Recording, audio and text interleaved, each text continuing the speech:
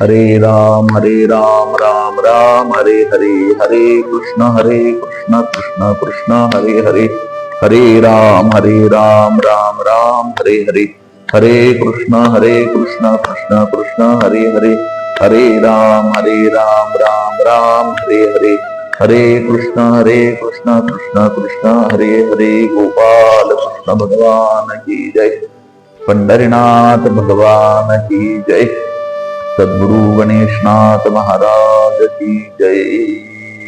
जन्माद्यस्य तोन्मयादितरतश्चार्थेष्वभिज्ञस्वराट्टेने ब्रह्महृदायादि कवये मुह्यं प्रियं सूरयाः तेजो वारिमृदां यथा विनिमयो यत्र त्रिसर्गो प्रसादहम्ना स्वेन सदा निरस्तुकोऽहं सत्यं परं धीमहि सच्चिदानन्दरूपाय विश्वोत्पत्त्यादिहेतवे तापत्रय विनाशाय श्रीकृष्णाय वयं नमः। महायोगपीठे तटे भीमरथ्याम्बरं पुण्डरीकाय दातं मुनीन्द्रैः समागत्य तिष्ठं तमानन्दकन्दं परब्रह्मलिङ्गं भजे पाण्डुरङ्गं।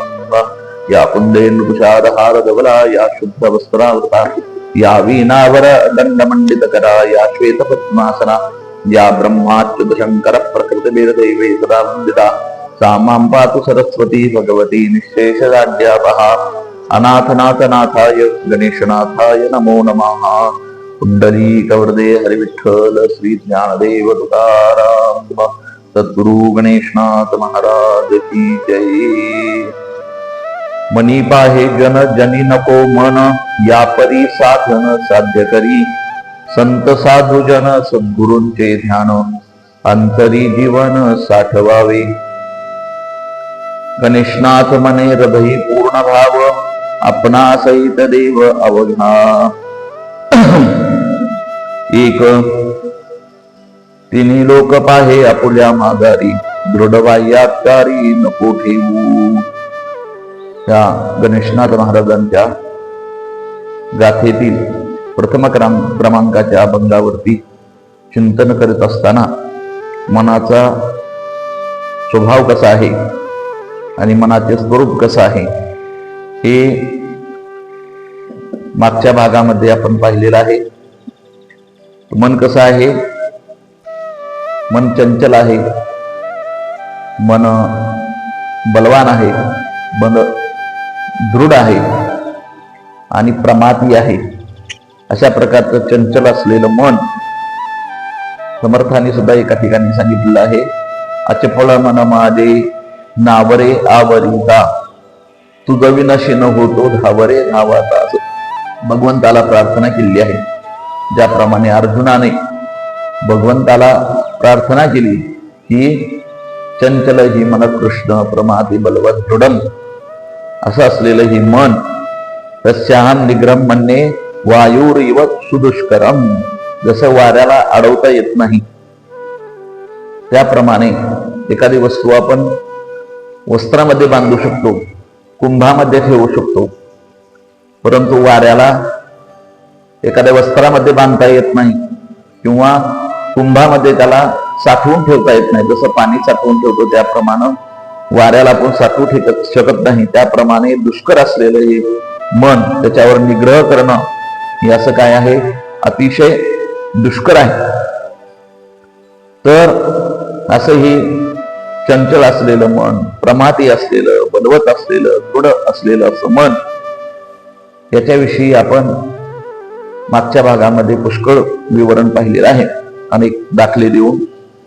तर भगवंत म्हणतात की तुझं म्हणणं बरोबर आहे, हे मन चंचल आहे, हे मन दृढ आहे, बलवान आहे, प्रमादी आहे, परंतु त्याला अभ्यास आणि वैराग्य या दोन गोष्टीनं त्याला काय त्याच्यावर निग्रह करता येतो आणि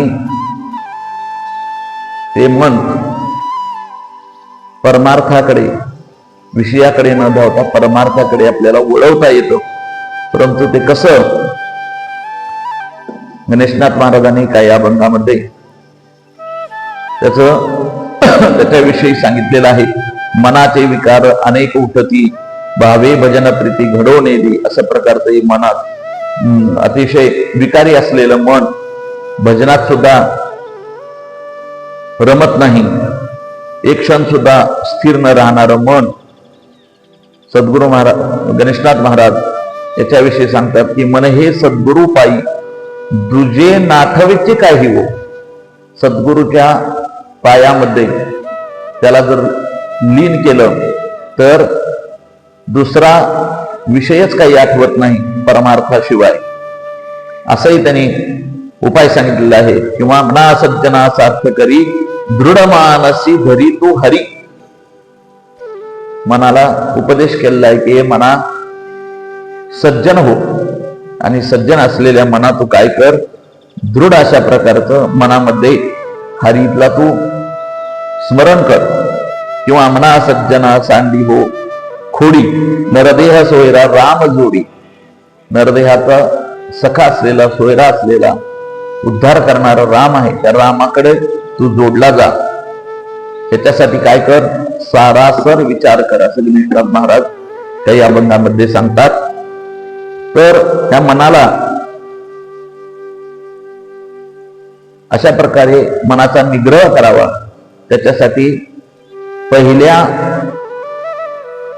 अभंगाच्या पहिल्या चरणाच्या उत्तरार्धामध्ये गणेशनाथ महाराज म्हणतात की यापरी साधन साध्य करी. काय करावं तर साधना करावी, साधना करावी, साधनाच्या योगाने साधना करावी. मग ते साधन काय आहेत, ज्याप्रमाणे भगवंताने सांगितले की अभ्यासेन कोणते वैराग्येन गृह्यते. त्या वैराग्याच्या साह्याने अभ्यासाची त्याला मोहर लावावी, असं ज्ञानेश्वर महाराज म्हणतात. म्हणजे त्याला सवय लावावी, हळूहळू हळूहळू त्याला स्थिर करायचा प्रयत्न करावा. म्हणजे केव्हा तरी एकदा ते मन स्थिर होईल, असं माऊली ज्ञानेश्वरीमध्ये सांगतात. तर ते दृढ करण्यासाठी मनाचा एक चांगला गुण असा आहे की त्याला आवडणारी जी गोष्ट आहे त्या ठिकाणी ते खूप स्थिर होतं, रममान होतं. म्हणून त्याला संसारिक विषयाची आवड न लावता आत्मस्वरूपाची गोडी लावावी, म्हणजे त्या ठिकाणी ते रममान होतं. मग त्या आत्मस्वरूपाच्या ठिकाणी रममान करण्यासाठी काय उपाय आहे, सर्व शास्त्रामध्ये सारख्या प्रमाणामध्ये सांगितलेले आहे. वशिष्ठाने सुद्धा रामाला उपदेश करत असताना मन स्थिर करण्यासाठी, किंवा कपिलाने देवहूतीला उपदेश करीत असताना मन स्थिर करण्यासाठी उपाय विचारला असता त्यांनी सगळ्या शास्त्रामध्ये सांगितलं आहे त्याप्रमाणे सांगितलं आहे की नंबर 1 त्याला सत्संगाची गोडी लावावी, सत्संगाची जोड द्यावी. संत साधुजन सत्पुरुष यांच्या नेहमी सहवासामध्ये असावं. चांगले वागणारे जे चांगल्या विचाराचे लोक आहेत त्यांच्या विचाराशी त्याला नेहमी सातत्याने त्याची जोड लावावी, त्यांच्या संगतीला ठेवावं. दुसरं, पुराणांचं वाचन करावं आणि पुराणांचं श्रवण करावं. आणि तिसरी गोष्ट म्हणजे मन स्थिर करण्यासाठी, निग्रह करण्यासाठी काय असेल तर ध्यान धारणा करावी. ध्यान धारणा करून मन स्थिर करावं, असं सगळ्या शास्त्रामध्ये सारखेच उपाय सांगितलेले आहेत. असे असलेले हे मन कोणाचं निग्रह होतं, कोणाचा निग्रह होत नाही. तर ज्यांनी यम नियमाचे काही ओळखच त्याला त्या मनाला करून दिली नाही लहानपणापासून, तर अशा लोकांचं मन स्थिर होत नाही, किंवा त्याला विषयाकडून परावृत्तच केलं नाही, त्याला प्रवृत्तच करत राहिले, तर अशा लोकांचं मनाचा निग्रह लवकर होत नाही. असं ज्ञानेश्वरीमध्ये माऊली सांगतात की माऊलीच्या भाषेत सांगायचं झालं तर त्याला कधी चिमटाच दिला नाही तुम्ही, वैराग्याचा नकोचा चिमटाच दिला नाही. जसं एखादा गरीब मनुष्य बाजारामध्ये जातो आणि त्याच्याकडे उपलब्ध असलेलं जे काही पैसा आहे त्याच्यामध्ये तो सगळा बाजार करतो, आणि बाजार केल्यानंतर त्याला उरलेल्या पैशामध्ये काहीतरी खायची इच्छा होते. समोर गुलाबजामुन दिसायला लागलेले असतात, बालुशाही दिसायला लागलेली असते, आणि तो विचार करतो की माझ्याकडे 5 रुपये शिल्लक आहे, त्या 5 रुपयामध्ये मी गुलाबजामुन खाऊ शकतो, म्हणून त्याला इच्छा उत्पन्न होते, त्याच्या मनामध्ये तीव्र इच्छा उत्पन्न होते. आणि एक दुसरं मन त्याचं असं सांगतं की ह्या 5 रुपयामध्ये जर मी हे गुलाबजामुन खाल्लं तर मी एकटा तृप्त होईल, परंतु माझ्या पाठीमागे माझं कुटुंब आहे, भाऊ आहे, बहीण आहे, आई आहे, वडील आहेत, बायको आहे, मुलं आहेत, त्या सगळ्यांचं जर भरण पोषण करायचं असेल तर मी एकट्यानं गुलाबजामुन खाल्लं तर नाही भागणार. मग त्याच्यासाठी त्यांच्याही जी काही आवडी आहेत तेही पाहावं लागेल. जर मी एकटा तृप्त झालो तर बाकीचे उपाशी राहतील. मग ह्या 5 रुपयाचे जर चुरमुरे घेतले आणि त्याला तिखट मीठ लावलं तर कुटुंबाचे सगळे लोक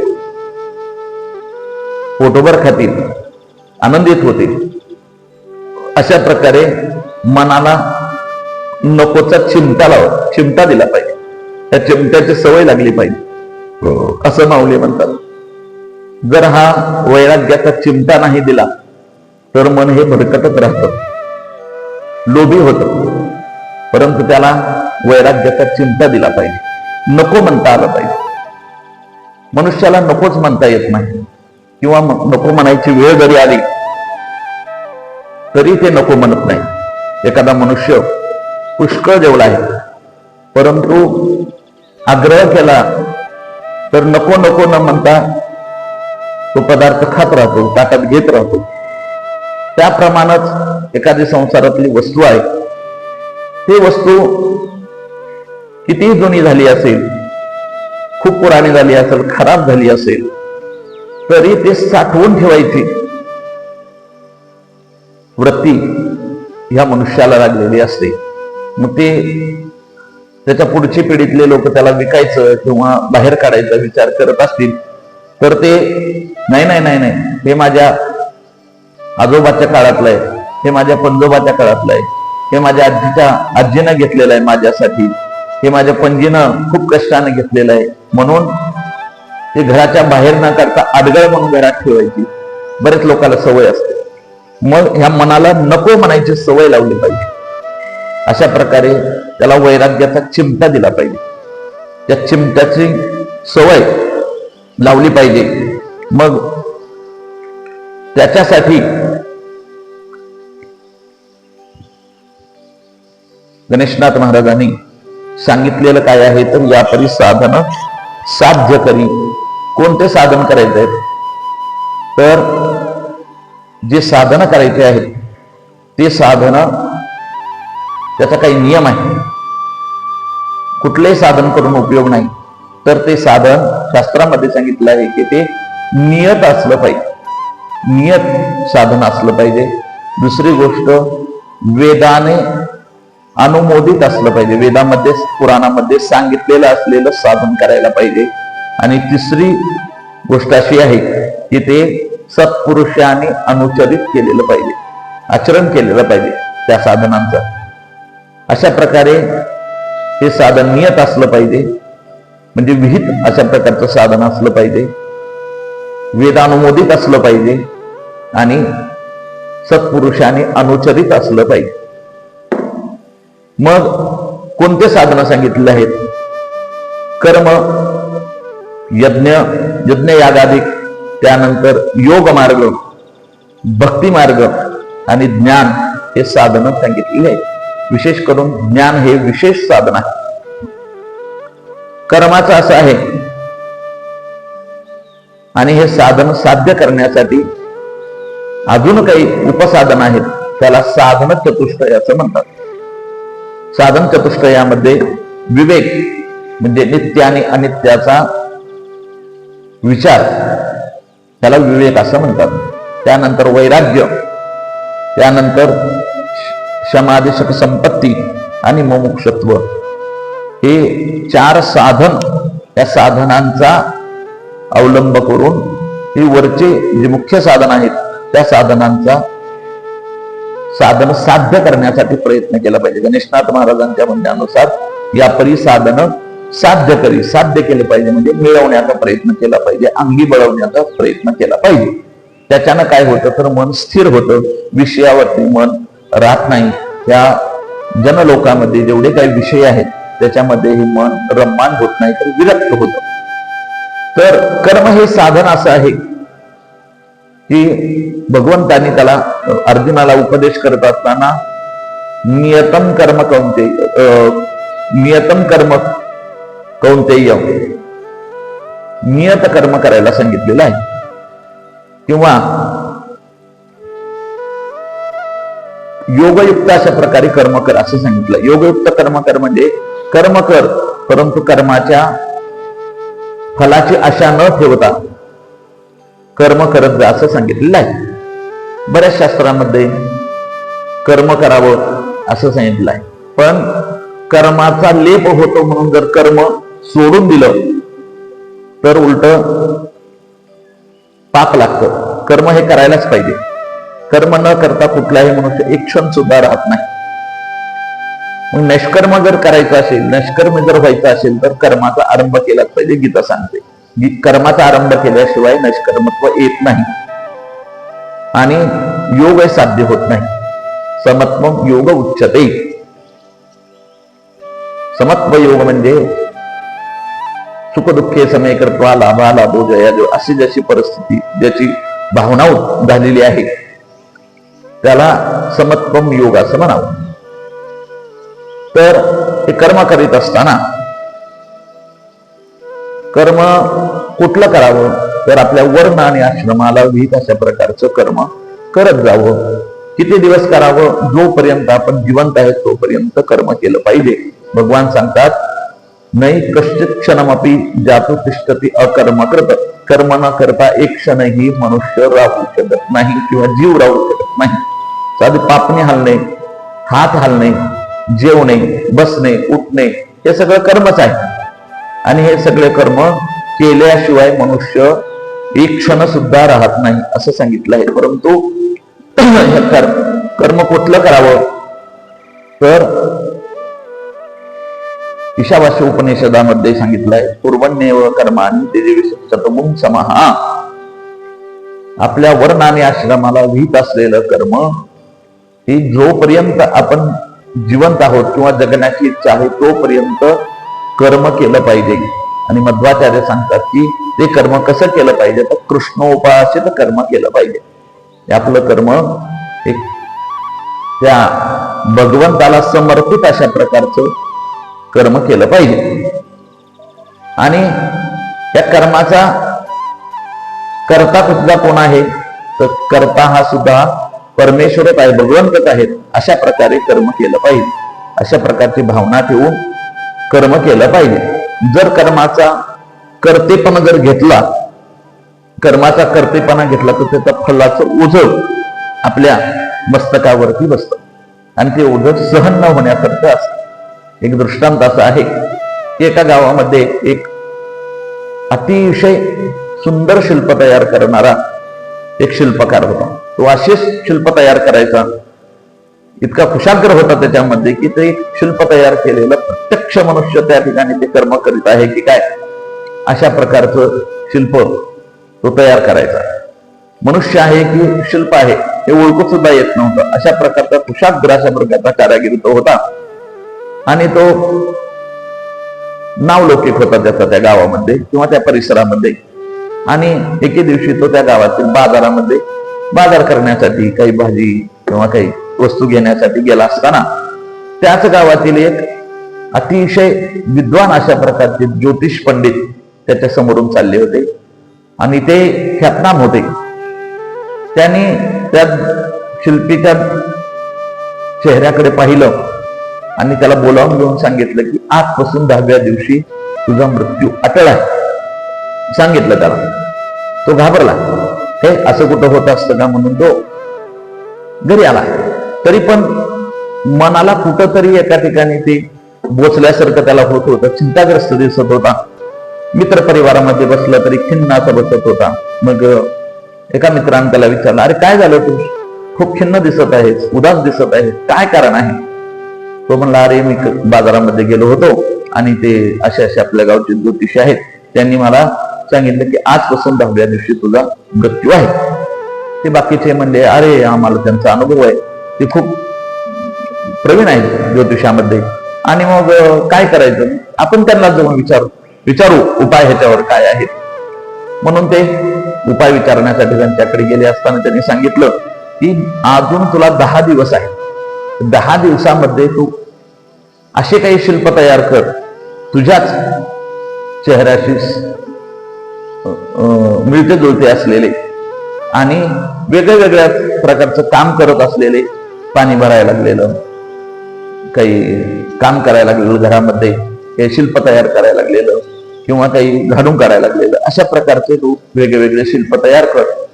आणि ज्या दिवशी तुझं मरण येणार आहे त्या दिवशी तू एक शिल्पासारखाच होऊन अशा प्रकारे बस, असं सांगितलं. त्याने सांगितल्याप्रमाणे 10 दिवसामध्ये अतिशय सुंदर अशा प्रकारचे 10 शिल्प तयार केले आणि ते वेगळ्या जागेमध्ये मांडून ठेवले. ज्यावेळेस त्याची मरणाची वेळ आली त्यावेळेस त्या दिवशी तो शिल्पासारखा होऊन बसला आणि यमदूत आले. यमदूताने पाहिलं, अरे च्या म्हणले इथं तर एकाचं नाव आहे, एकासारखे इथं 10 दिसायला लागलेले आहे, नेमका कुणाचा नंबर आहे. ते संभ्रमामध्ये पडले आणि त्यांनी यमदूताला कॉल केला की असा तुम्ही आम्हाला एकाच नाव सांगितलंय, परंतु इथे 10 दिसायला लागलेले आहेत, यापैकी कोणाला आणायचं आहे. ते सख्खे भाऊ किंवा जुळे भाऊ असल्यासारखे दिसत आहेत. यमाला सुद्धा प्रश्न पडला. स्वतः यमराज वेडा घेऊन त्या ठिकाणी आले आणि त्याने विचार करायला लागले, बरोबर आहे हे यमदूत म्हणतात ते प्रमाणे, कोणाचा नंबर आहे, इथं तर एकाच व्यक्तीचं नाव आहे, या ठिकाणी एकाच व्यक्ती राहतो असा पत्ता आहे. मग त्या ठिकाणी एक युक्ती यमानं चालवली आणि त्यांनी यमदूताला सांगितलं, तुम्ही शांत राहा, मी सांगतो म्हणले. आणि त्या सगळ्यांच्या मध्ये जाऊन उभारले, त्याचं निरीक्षण केलं आणि सांगितलं, वा वा वा वा, काय सुंदर शिल्प तयार केलेले आहेत. हे शिल्प तयार करणारा जर मला सापडला तर त्याचा सत्कार करावा अशी माझी इच्छा आहे. कोण असेल हा शिल्पकार, कोण असेल, असं म्हणल्याबरोबर त्यानं तनकने उडी मारली, या पठ्ठ्याशिवाय दुसरा कोण आहे, हा मला तूच पाहिजे होता स्थल, म्हणून त्याला घेऊन गेला. अशा प्रकारे जर कर्माचा कर्ता व्हायचा असेल तर कर्माचं फळ मात्र आपल्याला भोगावंच लागतं. म्हणून कर्म करत असताना मध्वाचार्य सांगतात की नाहम करता हरि करता यत पूजा कर्म चाकिलम यथापि मत्कृतम पूजा तत्प्रसादेन नान्यता किंवा तव दास्योस्मी केवलम. अशा प्रकारे कर्म केल्यानंतर एक प्रार्थना करावी की ही जे कर्म आहे ते कर्म मी देवा मी केलेलं नाही, तर तू माझ्याकडून करून घेतलेला आहेस आणि त्याच्या फळाचा अधिकारी तूच आहेस. नाहं करता हरि करता एक पूजा कर्म चाकिलम यथापि मत्कृतम पूजा तव प्रसादेन नान्य. तुझ्या प्रसादाने तुझ्या अनुग्रहाने हे कर्म घडलेलं आहे, याचा करता मी नाही तर तू आहे. अशा प्रकारे हे जे कर्म आहे ते कर्म करत असताना, कर्म हे साधन साध्य करीत असताना कर्माचा अधिकारी होऊ नये, तर कर्मफलाचा अधिकारी होऊ नये, कर्म करायचा अधिकारी व्हावं. पण हे कर्म जे आहे ते कर्म अंततः मोक्षाकडे नेणार नाही. कर्म हे काय आहे, एका ठिकाणी थांबतं. कर्म हे मोक्षापर्यंत नेत नाही, कर्माने मोक्ष प्राप्त होत नाही, तर कर्माने ज्ञानापर्यंत आपल्याला पोहोचवतं. कर्म हे आपल्याला ज्ञानापर्यंत पोहोचवतं. म्हणून कर्म हे साधन जे आहे ते कर्म साधन हे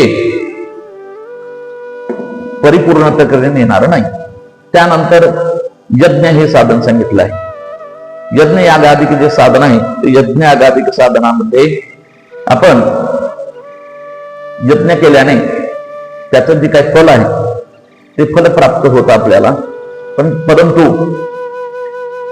हे जे यज्ञ यागादिक साधन आहेत, यज्ञ यागादिक साधनांचा सत्पुरुषांनी काय केलेलं आहे तर त्याग केलेला आहे किंवा थोडाफार प्रमाणात त्याचा निषेध केला आहे असं म्हणायला काही हरकत नाही.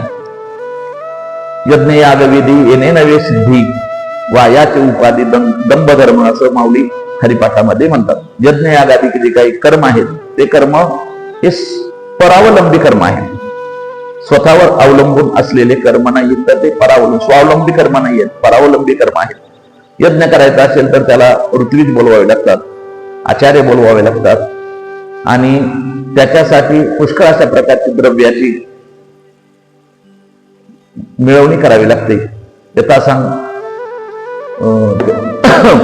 त्याची सोय करावी लागते आणि ते करून त्या ऋत्विजाकडून जर काही मंत्रामध्ये वगैरे चूक झाली तर परत त्याचं प्रायश्चित्त घ्यावं लागतं आणि प्रायश्चित्त घेऊनही जर ती देवता प्रसन्न झाली तर आपल्याला त्याचं फल मिळतं, नाही तर फल प्राप्त होत नाही. मग हे यज्ञयागादिक जे कर्म आहे ते मोक्षाला फार काही उपयोगाचे नाही, त्याच्याने सुद्धा पतन होण्याची शक्यता असते. किंवा यज्ञयागादिक कर्म केला असता हे साधनाने फार झाला आपण कुठं जाऊ शकतो तर यज्ञयागादिक साधने स्वर्गाची प्राप्ती होते. अनेक अश्वमेधादिक यज्ञ केलेले जे काही राजे लोक वगैरे आहेत, पुराणामध्ये आपण ऐकतो, पुराण वाचतो, पुराण ऐकतो, तर त्याच्यातले जे काही राजे लोक आहेत ते राजे लोक यज्ञयागादिक साधनाने स्वर्गाच्या प्राप्तीसाठी त्यांना ते यज्ञयागादिक फल उपयोगी पडलेलं आहे. आणि ज्यावेळेस स्वर्गाची प्राप्ती झाल्यानंतर त्या जीवाला यज्ञयागादिक साधनाने स्वर्गाची प्राप्ती होते. परंतु स्वर्गाची प्राप्ती झाल्यानंतर किती दिवस स्वर्गामध्ये राहता येतं? त्या कठोपनिषदामध्ये असा मंत्र आलेला आहे की स्वर्गीय लोका अमृतत्वम भजन्ते, म्हणजे स्वर्गाला गेलेले लोक हे मोक्षास त्यांना मोक्ष प्राप्त होतो किंवा त्यांना मृत्यूचं भय नाही. अमृतत्वम भजन्ते म्हणजे मृत्यूचं भय नाही. नचिकेता या मला विचारतो हे कसं? स्वर्गीय लोका अमृतत्वम भजन्ते हे कसं काय शक्य आहे? तर यमानं त्यांना सांगितलं की यज्ञयागादिक साधनाचा उपयोग करून यज्ञयागादिक कर्माने यज्ञयागादिक साधनाने स्वर्गाची प्राप्ती होते. परंतु यज्ञयागादिक साधनाने स्वर्गाची प्राप्ती झाली असता अमृतत्वम भजन्ते म्हणजे त्यांना मृत्यूचं भय नाही. असं कसं? तर मृत्यूचं जरी भय नसलं तरी मध्वाचार्य सांगतात की ते किती दिवस स्वर्गामध्ये राहू शकतात. मध्वाचार्याने ह्याच्यावरती एकाच शब्दामध्ये टीका केली, भाष्य केलेलं आहे. तर कल्पकालपर्यंत, एक कल्पापर्यंत फक्त ते स्वर्गामध्ये राहू शकतात. मग त्याच्यावर नचिकेताच्या प्रश्नावरती यमराज उत्तर देतात की ज्याप्रमाणे गणेशनाथ महाराजांनी सांगितले यापरी साधन साध्य करी, तर तिथे सुद्धा परत त्यानं यज्ञयागादिक साधनांचा अवलंब करून काय केलं पाहिजे? पुण्याचा संचय केला पाहिजे. त्याच्यानं त्याला परत पुढचा लोक प्राप्त होतो. यापरी साधन साध्य करी. आणि जर नाही केलं तर काय होतं? मग क्षणे पुण्य मत्ती लोके विशंती. नचिकेता विचारतो कुठलं पुण्य केलं पाहिजे, कुठला यज्ञ केला पाहिजे? तर त्या यमराजाने त्याला वरदान दिलं की जो अग्नीमध्ये हवन केलं पाहिजे.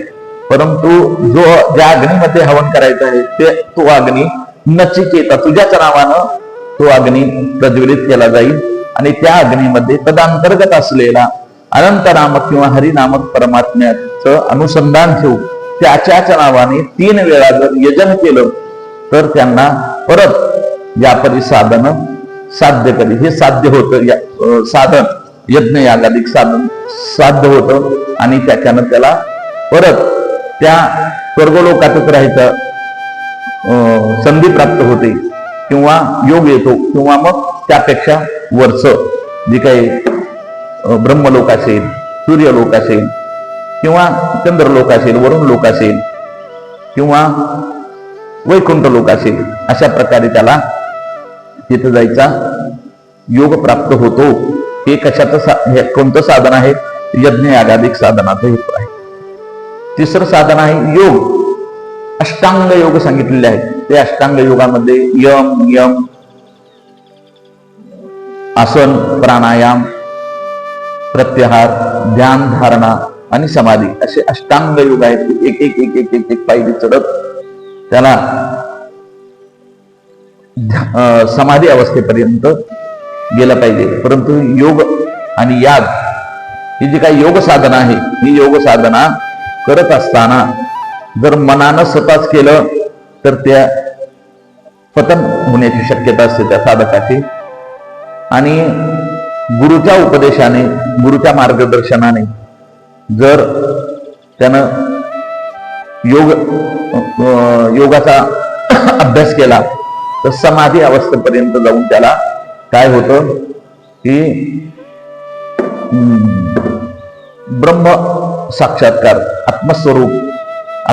आत्मस्वरूपाचा साक्षात्कार होतो किंवा अपरोक्ष ज्ञान प्राप्त होतं. परंतु बऱ्याच सत्पुरुषांनी योग मार्गाचा सुद्धा काय केला आहे?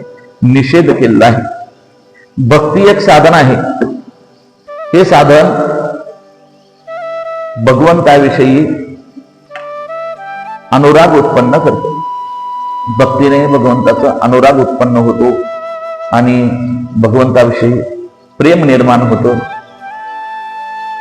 परंतु कर्म, यज्ञ, योग किंवा भक्ती त्या साधनापेक्षा जे विशेष साधन आहे, हे विशेष साधन म्हणजे ज्ञान आहे. आणि त्या ज्ञानाने भगवंताचं अपरोक्ष ज्ञान प्राप्त होतं. म्हणून हे विशेष अशा प्रकारचं साधन, पाचवं साधन जे आहे ते विशेष अशा प्रकारे ज्ञान हे साधन सांगितलं आहे. हे कर्म असेल, यज्ञ असेल, योग असेल, भक्ती असेल किंवा ज्ञान आहे असेल, या साधनासाठी काही उपसाधनं सांगितलेली आहेत. ते उपसाधन कोणते आहेत? तर विवेक आहे. नित्य आणि अनित्याचा विचार म्हणजे विवेक आहे. वैराग्य आहे. त्यानंतर समाधी षट संपत्ती आहे, मुमुक्षत्व आहे. अशी 4 साधनं सांगितलेली आहेत. आणि ज्ञान साधनेमध्ये ही जे ज्ञान साधना आहेत त्या साधनेमध्ये 8 अंतरंग साधनं सांगितलेली आहेत. साधनाचा विचार करत आहोत आपण. गणेशनाथ महाराजांनी आपल्याला यापरी साधना साध्य करी असा उपदेश केलेला आहे. तर आपण कर्म साधन बघितलं, यज्ञ बघितला, योग बघितला, भक्ती बघितली आणि ज्ञान हे विशेष अशा प्रकारचं साधन आहे. त्या ज्ञानरूपी साधनानं आपल्याला भगवंताचं अपरोक्ष ज्ञान होतं, ब्रह्मज्ञान होतं आणि मोक्षाचा आपण अनुग्रह प्राप्त करून घेऊ शकतो. तर हे जे काही साधन आहेत, या साधनासाठी 2 गोष्टी विशेष आहेत. त्याच्यासाठी काय आहे तर जे योग साधनामध्ये सांगितले यम आणि नियम हे सगळ्या साधनांसाठी उपयोगीचे आहे. यम आणि नियम हे जर यम आणि नियमाचा जर या मनाला ओळखच नसेल तर काय होतं की आपण कुठलंही साधन साध्य करू शकत नाही. मग काय आहेत यम आणि नियम? काय आहे तर यम म्हणजे असं आहे की काही सामाजिक बंधन आहे. यम म्हणजे सामाजिक आचारसंहिता, बंधन, की ज्या गोष्टी संयमाने किंवा ह्या गोष्टी करूच नाहीत अशा प्रकारचे जे काही गोष्टी आहेत त्याला यम असं म्हणतात. ते 5 प्रकारचे आहेत.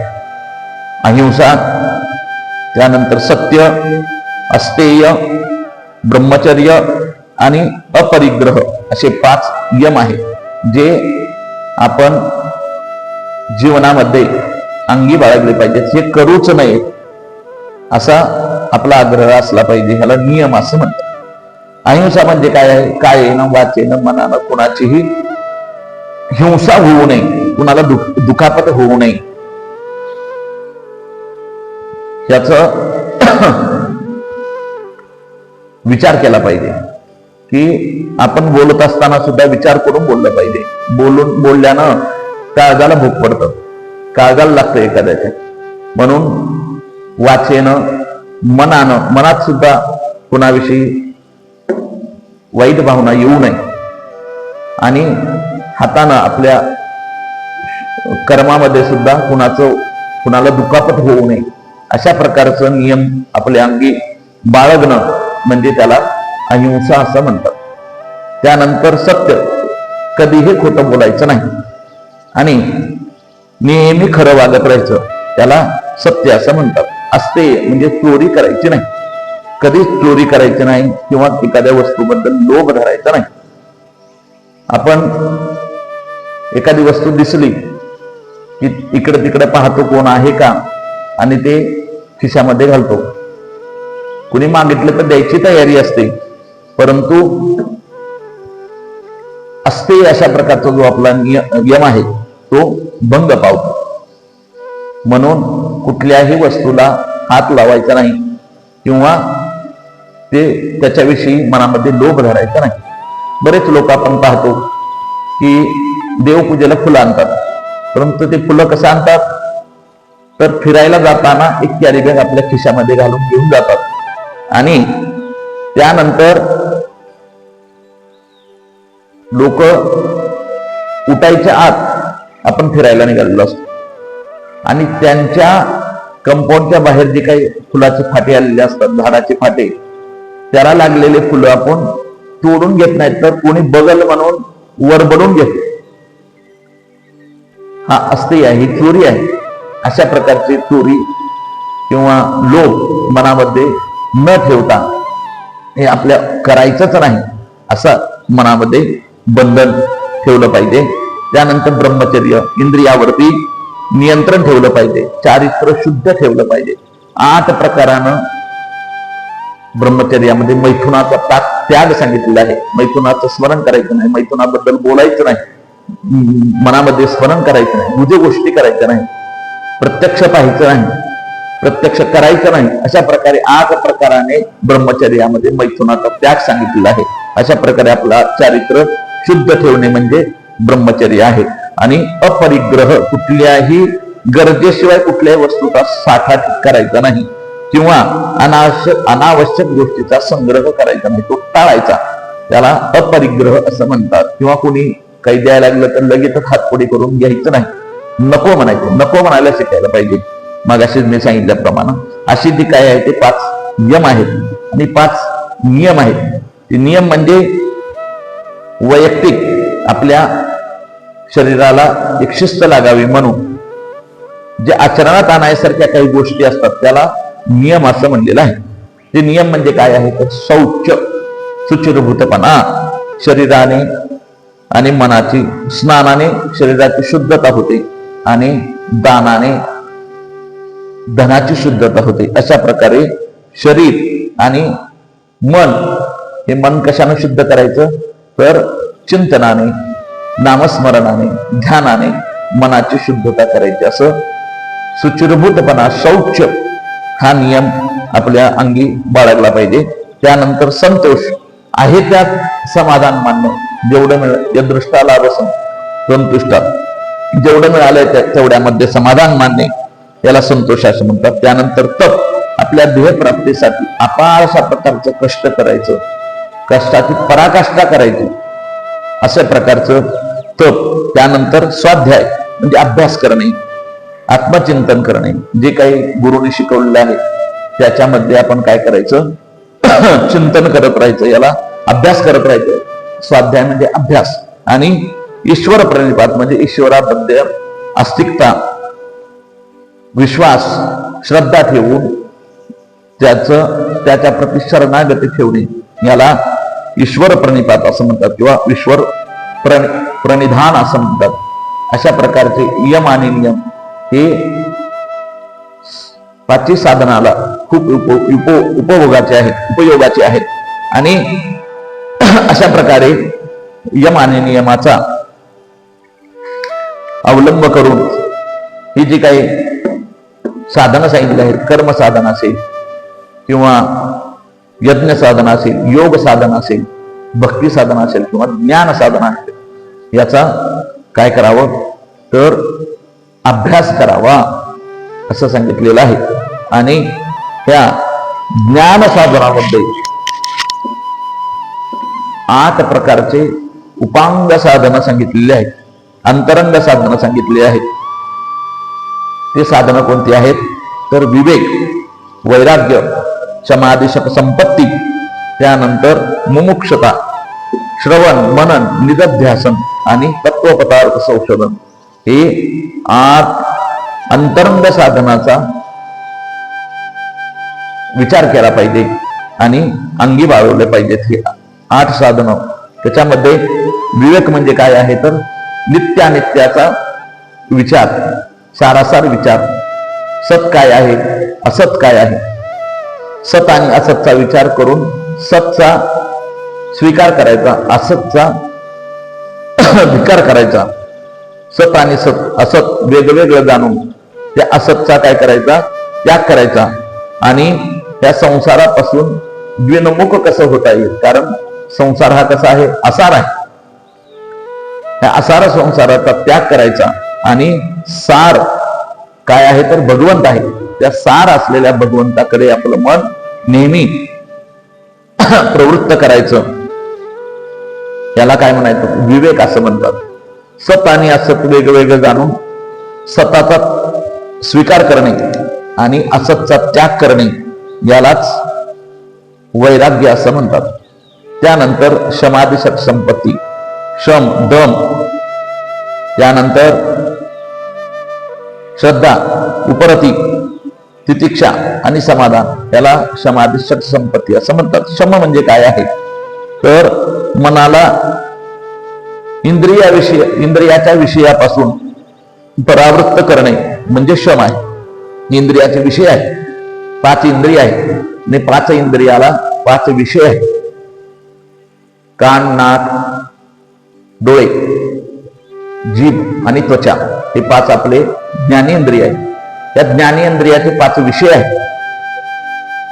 कोणते विषय आहेत तर जिभेला चांगलं चांगलं खायला आवडतं, कानाला चांगलं चांगलं ऐकायला आवडतं, डोळ्याला पाहायला आवडतं. त्यानंतर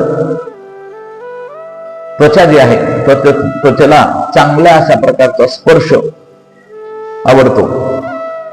हे जे इंद्रियाचे विषय आहेत, त्या इंद्रियाच्या विषयापासून इंद्रियांना परावृत्त करणे, कुणाला, मनाला इंद्रिय विषयापासून परावृत्त करणे, याला शम असं म्हणतात. आणि इंद्रियांना त्याच्या विषयापासून परावृत्त करणं म्हणजे त्याचं दमन करणं, इंद्रिय दमन करणं, त्याला दम असं म्हणतात. त्यानंतर ईश्वर आणि शास्त्र यांच्यावर अतिशय पूज्य अशी भावना ठेवून त्यापेक्षाही जास्त प्रत्यक्ष एखाद्या गोष्टीवर आपण जसा विश्वास ठेवतो तसं भगवंताविषयी आणि त्याच्या शास्त्राविषयी अतिशय प्रीती ठेवणे म्हणजे श्रद्धा आहे. या पुढचं अंतरंग साधन सांगितलं आहे उपरती म्हणजे वृत्तीचे संसारापासून परावृत्त होणे म्हणजे उपरती. आपण ज्यावेळेस परमार्थ मार्गाला लागतो, अध्यात्माकडे आपली वाटचाल चालू असते, श्रोत्रिय अशा गुरुकडे आपण ज्यावेळेस ब्रह्मनिष्ठ गुरुकडे जातो, त्यावेळेस संसारापासून आपली वृत्ती परावृत्त झालेली असते आणि अध्यात्माकडे, परमार्थाकडे प्रवृत्त झालेली असते. आजपर्यंतचा जो आपला काळ आहे तो आपण व्यर्थ वाया घालवला, अशा प्रकारचे भावना आपल्या मनामध्ये निर्माण होणे आणि संसारापासून परावृत्त होणे म्हणजे त्याला उपरती असे म्हणतात. त्यानंतर आहे तितिक्षा. थंडी असेल, उष्णता असेल, वारा असेल, यांचा कुठल्याही प्रकारचा आपल्या मनावर विपरीत परिणाम होऊ न देणे. थंडी आणि उष्णता इत्यादी द्वंद्वांना सहन करणे. हे द्वंद्व आहे, हे असं का, थंडीत वाजते, खूप उष्णताच आहे, हे ज्ञान साधनेमध्ये त्या गोष्टीकडं दुर्लक्ष करायचं असतं, त्याची उपेक्षा करायची असते, त्याला तितिक्षा असं म्हणतात. त्यानंतर अंतःकरणात कोणतीही शंका न राहणे म्हणजे समाधान आहे.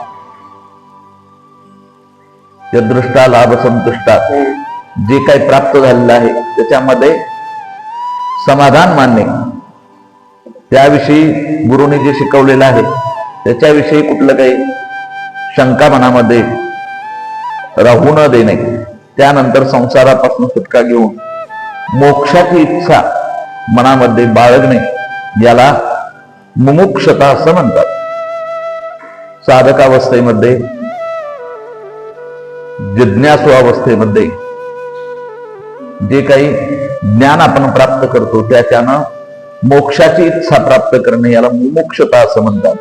आणि मोक्षता जागृत झाल्यानंतर साधक काय करतो, श्रोत्रिय आणि ब्रह्मनिष्ठ अशा गुरुकडे जाऊन तद्विद्धी प्रणिपातेन परिप्रश्नेन सेवया उपदेक्षन्ते ज्ञानम ज्ञानी तत्वदर्शिभिः, तत्वदर्शी अशा गुरुकडे जाऊन कसं जायचं असेल तर प्रणिपातेन, त्यांना नमस्कार करून आणि त्यांना प्रश्न विचारायचा, आणि त्यांनी जे शिकवतील ते ज्ञान असेल त्या ज्ञानावरती चिंतन करायचं, मनन करायचं, आणि त्याच्याने ते जे शिकवतात ते श्रवण करणे.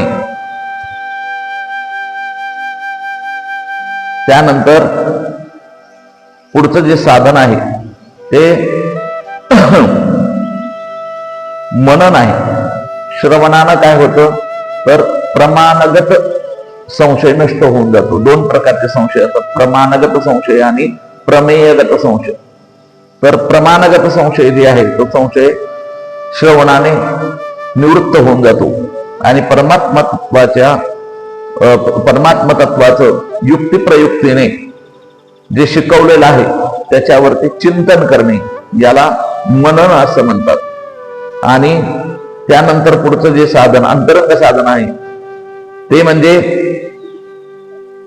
निदध्यासन, म्हणजे मनाने प्रमेयगत संशय नष्ट होतो मननाने, आणि संसाराच्या सत्तेला मान्य करणे आणि परमात्मा तत्वाच्या सत्तेला न मानणे, याला विपरीत भावना असतात. ह्या विपरीत भावनेला घालवणे हे कशाना आहे तर निदध्यासन. हे अंतरंग साधन आहे ज्ञान साधनामध्ये.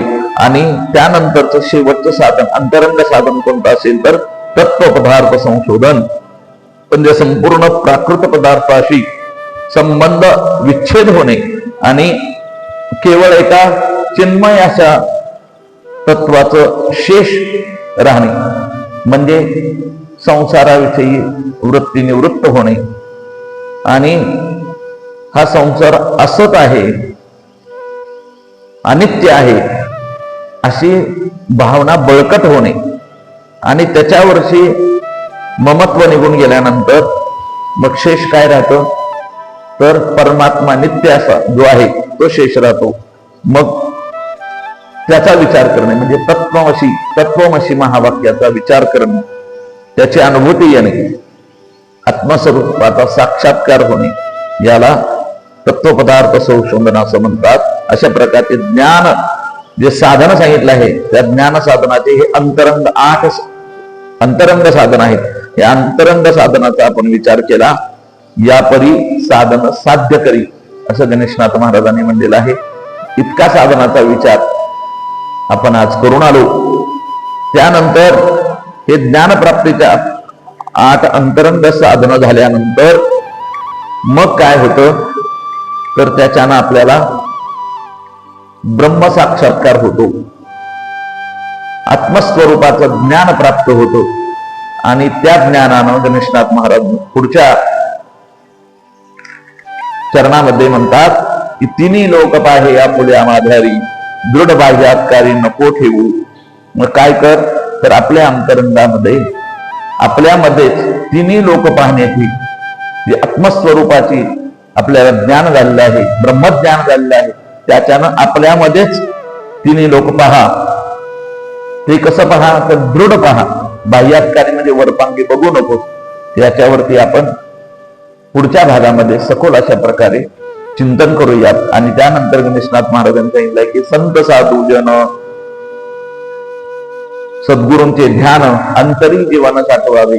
जे सद्गुरू आहेत, संत आहेत, साधूजन आहेत, यांचं आपलंही जीवन त्यांच्यासारखं परोपकारी व्हावं म्हणून त्यांचं जीवन हे आपल्या अंतःकरणामध्ये साठवावं असंही सांगितलं आहे. आणि गणेशनाथमध्ये हृदय पूर्ण भाव, पूर्ण अशा प्रकारचा भाव आपल्या हृदयामध्ये परमात्म्याबद्दल ठेवला पाहिजे. आणि आपणासहित देव अवघा एकच आहे अशी अनुभूती या साधनाने आपल्याला आली पाहिजे. म्हणून गणेशनाथ महाराज म्हणतात की यापरी साधन साध्य करी. याचा विचार आपण पुढच्या भागामध्ये करणार आहोत. हरे नमः हरे नमः हरे नमः. गोपाळ कृष्ण भगवान की जय. पंढरीनाथ भगवान की जय. विठ्ठल विठ्ठल विठ्ठल विठ्ठल विठ्ठल विठ्ठल विठ्ठल विठ्ठल.